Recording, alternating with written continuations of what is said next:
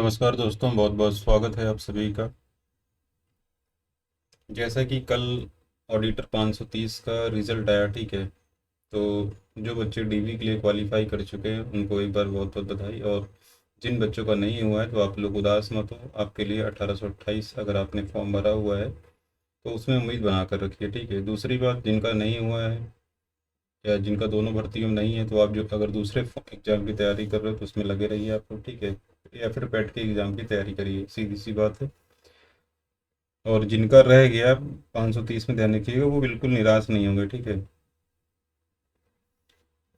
क्योंकि रास्ते यहीं पे बंद नहीं हो जाते, और भी रास्ते होते हैं अगर बात करें, ठीक है। देखो, अगर यहाँ पे बात करते हैं डॉक्यूमेंट वेरिफिकेशन की डेट वगैरह, तो जो है 1/8 से जो कि आपकी निर्धारित की जा चुकी है। काफ़ी बच्चे बोल रहे थे सर क्या क्या डॉक्यूमेंट वगैरह लेके जाना पड़ता है, तो जो बेसिक बेसिक चीज़ें हैं इसको जान लीजिए। बाकी डीवी से पहले कुछ आवश्यक जो डॉक्यूमेंट है ये इतना लगभग आप तैयार करके रखिए। आपकी जो पूर्ण सूचना डीवी की आ जाएगी, क्या क्या चीज़ें हैं वो उसमें आयोग की ओर से पूरा बता भी दिया जाएगा। फिर भी जहाँ तक उम्मीद है कि जो चीज़ें बताई जा रही लगभग यही लगती हैं, ठीक है। इतने डॉक्यूमेंट आप ऑलरेडी तैयार करके रखिए कम से कम, ठीक है। और अगर कुछ डॉक्यूमेंट नहीं है तो आपको आयोग को इन्फॉर्म करना पड़ेगा, लेकिन कुछ जो मैंडेटरी डॉक्यूमेंट हैं वो आपके पास होने चाहिए, ठीक है। स्पेलिंग एरर और ये सब कभी कभी हो जाता है जो, ठीक है, तो उसके लिए एफिडेविट बनवा करके बाद में आपको सुधार करा के उसको जमा करना पड़ता है, ठीक है। तो ये सब चीज़ें होती हैं। डीवी के लिए जो बच्चे छूट जाते हैं ध्यान रखिएगा, तो जब डीवी का शेड्यूल निर्धारित होता है तो उसमें उनको अलग से टाइम दिया जाता है, ठीक है। अगर उस डेट में आप उपस्थित नहीं हो पाते हो तो जैसे कि सभी भर्तियों में होता है। तो देखो यहाँ पे बात करते हैं टोटल वैकेंसी की, आपकी 530 कुल पद रहे हैं, ठीक है। आपकी वैकेंसी में कुल 530 पद रहे हैं, ध्यान रखिएगा। ऑडिटर की जो वैकेंसी रही है, ठीक है। अब इसमें डीबी डॉक्यूमेंट वेरी लेखाकार का भी इसमें एक पद था, ठीक है। तो 529 और प्लस एक पद उसको इसमें काउंट कर लेते हैं तो टोटल 530 भर्ती। डॉक्यूमेंट वेरिफिकेशन की डेट 1 अगस्त 2025 से, ध्यान रखिएगा, ठीक है। तो जुलाई में आपका रिजल्ट आया है 9 तारीख को, ठीक है। 9 तारीख को आपका रिजल्ट आया है और 1 तारीख से 1/8 से आपकी डीवी स्टार्ट होगी, ठीक है। तो इसका पूर्ण शेड्यूल आपका जारी हो जाएगा, इसके लिए परेशान नहीं होंगे, ठीक है। तो ये आपके बारे में रहा। इसके बाद number of candidate called for DV, कितने लोगों को डीवी के लिए कॉल किया गया है देखो। तो कल ही जो जो नोटिस आया था, देखिएगा डीवी के लिए कितने लोगों को कॉल किया गया पता ही है आपको। तो 1712 बच्चों को डीवी के लिए कॉल किया गया है टोटल, ठीक है। ठीक है। डीवी के लिए बुलाए गए उम्मीदवारों की संख्या जो है, ध्यान रखिए, अगर वैकेंसी के से कंपेयर करें तो यहाँ पे जो 1712 लोगों को बुलाया गया है। और इसमें एक चीज़ ध्यान रखिएगा, पूरा आखिरी तक रहिएगा, इसमें जो कुछ मेन पॉइंट है वो जरूर बताऊंगा, ठीक है। कि जहाँ पे मिस्टेक करते हैं और बहुत लोग, ठीक है, डीप डॉक्यूमेंट से संबंधित जो चीज़ें हैं। और इस वैकेंसी से संबंधित आप पूरा एडवर्टीजमेंट एक बार फिर से पढ़िएगा ताकि कोई भी चीज़ मिस्टेक मतलब भूलिए मत, ठीक है। तो ये सब चीज़ें जो है बेसिक बेसिक चीज़ें जरूरी है जानना। डीवी के लिए बोले गए उम्मीदवार जो है, ध्यान रखिएगा 1712 बच्चे। और अगर यहाँ पे बात करते हैं, ध्यान रखिएगा, लगभग 3.23 टाइम्स लगभग बच्चे वैकेंसी का बुलाए गए हैं, ठीक है। लगभग इतना बुलाया गया अगर हम बात की चलें, मान के चलें, ठीक है। इसका मतलब है कि हर एक पद पर लगभग 3.23 उम्मीदवारों का को दस्तावेज सत्यापन के लिए बुलाया गया, ठीक है। ठीक। और लगभग जैसे कुछ भर्तियों में 5 गुना देखा गया है, लेकिन 3 गुना तो लगभग बुलाता ही बुलाता है, ठीक है। मिनिमम 3 गुना, मैक्सिमम और ज़्यादा भी बुला सकता है, वहाँ पे बुलाता है मैक्सिमम लगभग 5 गुना। जो मेडिकल वाली फील्ड भर्तियाँ होती हैं, फिर कुछ ऐसे डिप्लोमा वाली भर्तियाँ, जान रखिएगा, जो बहुत कम लोगों के पास होता है या जिसमें नंबर ऑफ कैंडिडेट बहुत कम होते हैं, वैकेंसी ज़्यादा होती है, ठीक है। तो फिर उसमें ज़्यादा लोगों को कॉल कर लेते हैं। अब बात करते हैं जो आपका यूपिटर पॉलिसी का डॉक्यूमेंट वेरिफिकेशन है, इसके लिए जो जरूरी दस्तावेज होते हैं उसकी एक लिस्ट तैयार कर लीजिए। हमेशा जब भी आप एग्ज़ाम दोगे लगभग ये सारी चीज़ें ध्यान रखिएगा। ओरिजिनल डॉक्यूमेंट जो होते हैं, ध्यान रखिएगा, वो आपके पास होने चाहिए, आपके आपके हाई स्कूल से लेकर के, ठीक है। जो भी उच्च क्वालिफिकेशन मांगी गई है आवेदन में उस तक। तो लगभग 2 से 3 सेट इसका अटेस्टेड फोटो कॉपी ध्यान रखिएगा, ठीक है। जो भी जब आपका आएगा डीवी का कॉल लेटर ध्यान रखिएगा, बुलावा पत्र डीवी के लिए, तो उसमें सारी चीज़ें मेंशन भी होती, ठीक है। तो ये सब ध्यान रखिएगा। उसके बाद डीवी कॉल लेटर आपके पास होना चाहिए, ऑनलाइन ऑनलाइन एप्लीकेशन फॉर्म आपका, ठीक है। इसके बाद साथ ही साथ हाई स्कूल 10th सर्टिफिकेट और मार्कशीट। देखो हाई स्कूल का जो मार्कशीट और सर्टिफिकेट है ये बहुत महत्वपूर्ण होता है, क्योंकि इसी से आपकी एज कैलकुलेट करी जाएगी, ठीक है। ये तो सभी के पास होगा, जाहिर सी बात है, ठीक है। ये सारे बेसिक डॉक्यूमेंट है, सबके पास होने भी चाहिए, क्योंकि आप तैयारी कर रहे हैं। इंटरमीडिएट 12th का सर्टिफिकेट और मार्कशीट सभी के पास होनी चाहिए। इसमें जो मेन क्वालिफिकेशन, जो मैंडेटरी क्वालिफिकेशन है, अगर हम बात करें ध्यान रखिएगा, तो बीकॉम, अगर बीकॉम नहीं है वाणिज्य में, तो फिर आपके पास पीजी डिप्लोमा इन अकाउंटेंसी ये होना चाहिए, ठीक है। अगर ये नहीं है तो फिर आप मतलब बाहर हो जाओगे तुरंत, ठीक है। मतलब ये फिल्टर्स यहाँ पे लगे हुए हैं कुछ, ठीक है। ये तो मैंडेटरी ही है, ठीक है। वाणिज्य में गए स्नातक या फिर पीजी डिप्लोमा इन अकाउंटेंसी, ठीक है। स्नाकोत्तर हिंदी में लिखा है तो उसका मतलब पीजी डिप्लोमा इन अकाउंटेंसी, ठीक है। तो ये आपके पास होना चाहिए, 3 साल की मार्कशीट, और आपके पास बीकॉम की डिग्री होनी चाहिए, ध्यान रखिएगा, ठीक है। डिग्री लगेगी, इसको ध्यान रखिएगा, ठीक है। और अगर जैसे नहीं उस समय कोई बहुत से बच्चों के पास उपलब्ध होती है तो प्रोविजनल के लिए अप्लाई कर दो, आपको मिल जाएगी, जो 6 महीने के लिए वैलिड होती है। बाद में आप ओरिजिनल निकलवा के, मतलब जो मूल प्रति होती है वो आप प्रस्तुत कर देना, ठीक है। मतलब दिखा देना एक को, बाद में जब मांगेगा जब, तो ठीक है। इसके बाद जो मैंडेटरी ध्यान रखिएगा, जैसे ये भी मैंडेटरी इसलिए रेड में कर दिया ताकि आपको समझने में दिक्कत ना हो। ओ लेवल सर्टिफिकेट अनिवार्य योग्यता में है ये, ठीक है। बिना इसके तो समझ लीजिए आप बाहर हो जाओगे, ठीक है।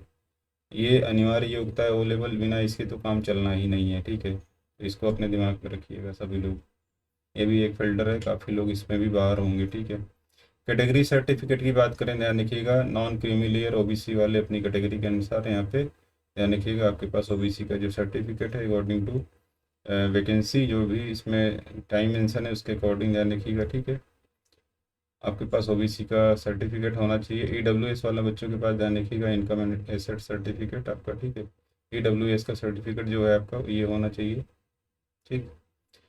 एससी एसटी मूल जाति प्रमाण पत्र, सभी के पास मूल जाति प्रमाण पत्र वैसे होना चाहिए, ठीक है।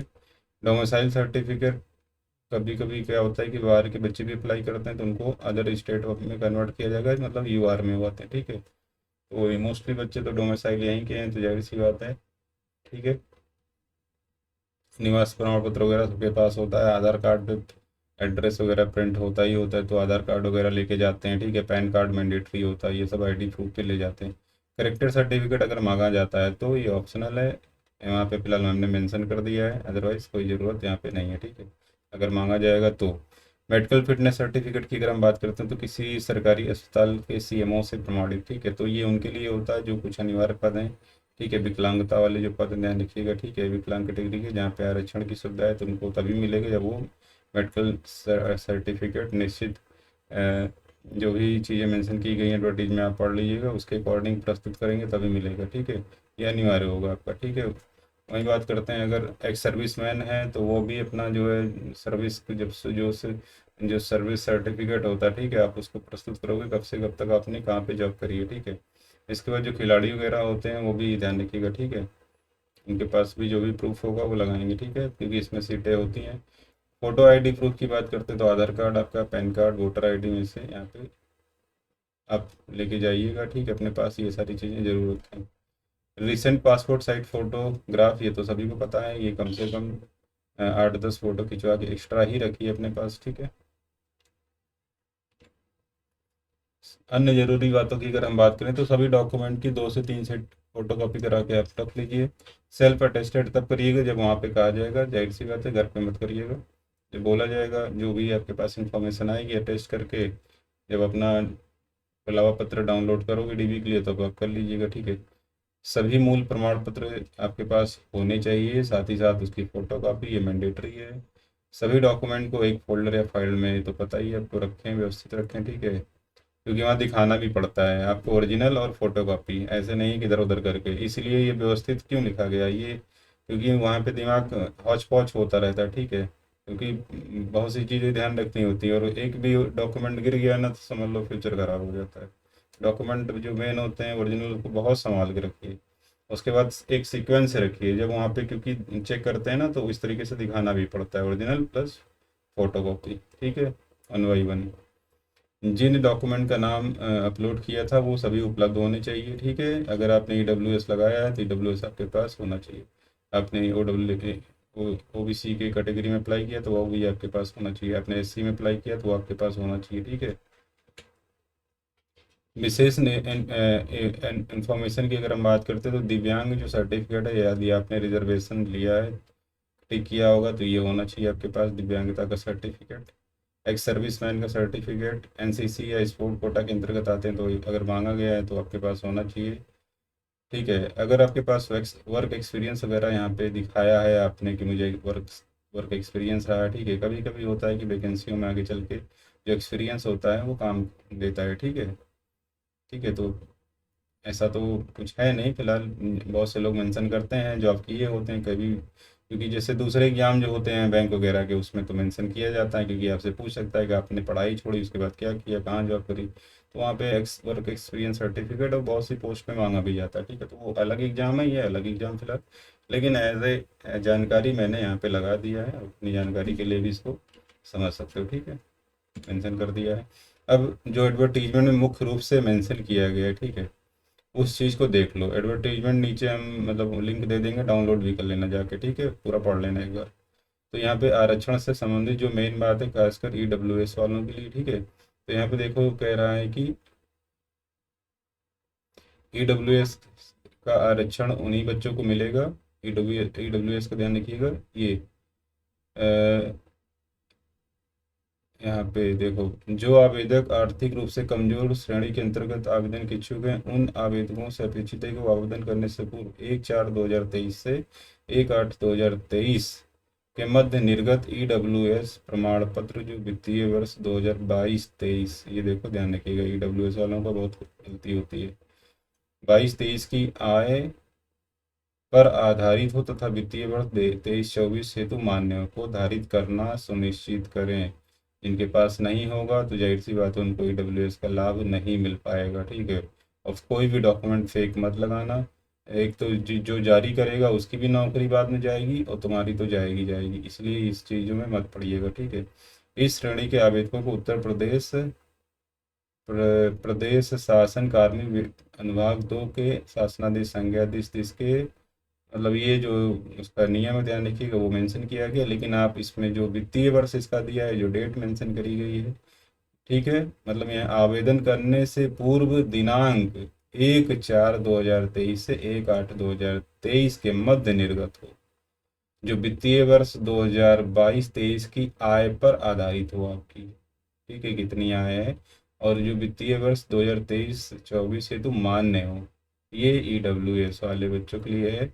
पॉइंट नंबर 24 आप एडवर्टीजमेंट डाउनलोड करके भी देख लेना, ठीक है, सभी लोग अपना।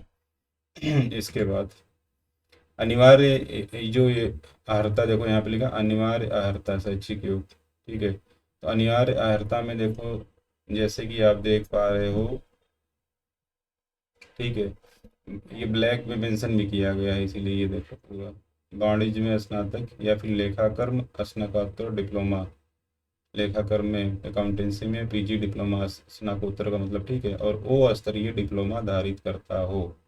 तो यहाँ पे तो ये देखो ऊपर लिखा अनिवार्य शैक्षिक, अनिवार्य का मतलब इतना तो आपके पास होना ही चाहिए, नहीं तो दिक्कत हो जाएगी भाई, ठीक।